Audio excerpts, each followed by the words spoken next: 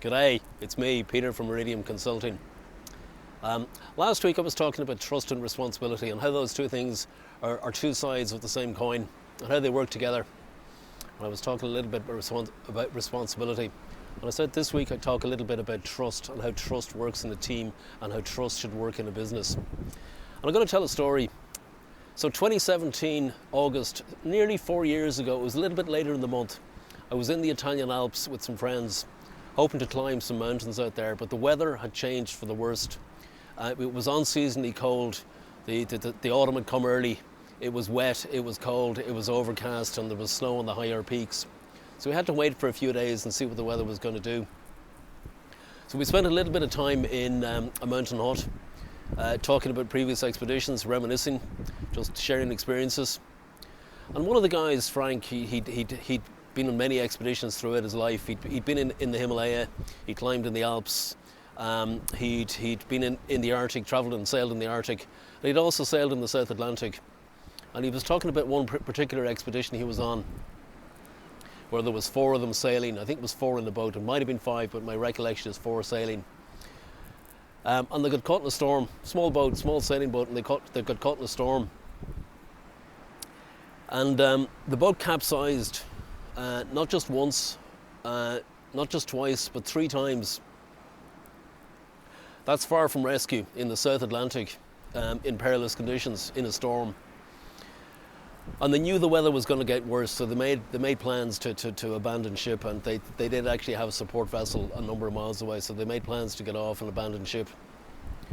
But I was talking to Frank about it, and I always remember his words.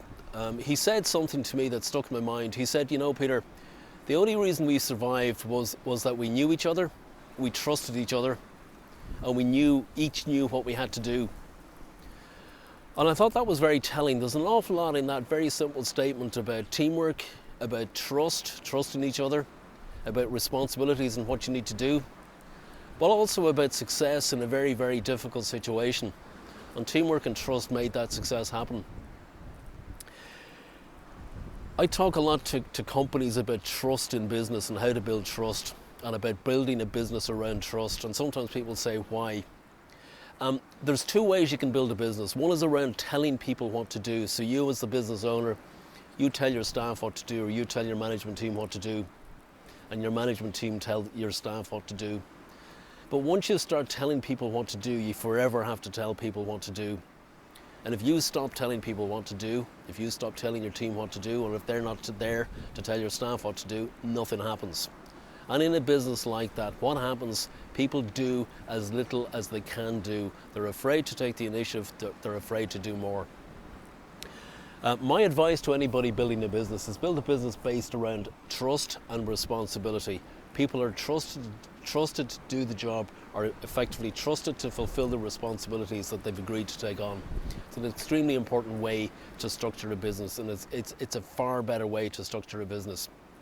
Why?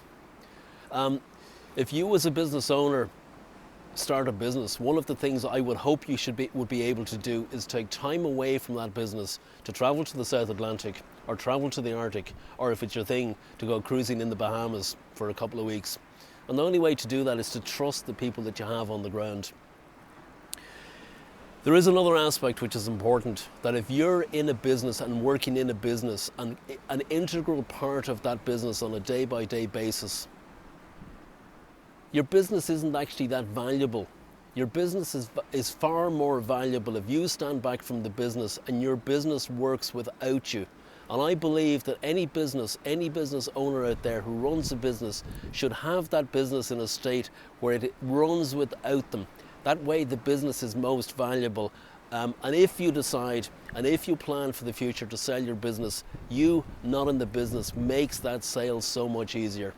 That's me, Peter, Iridium Consulting.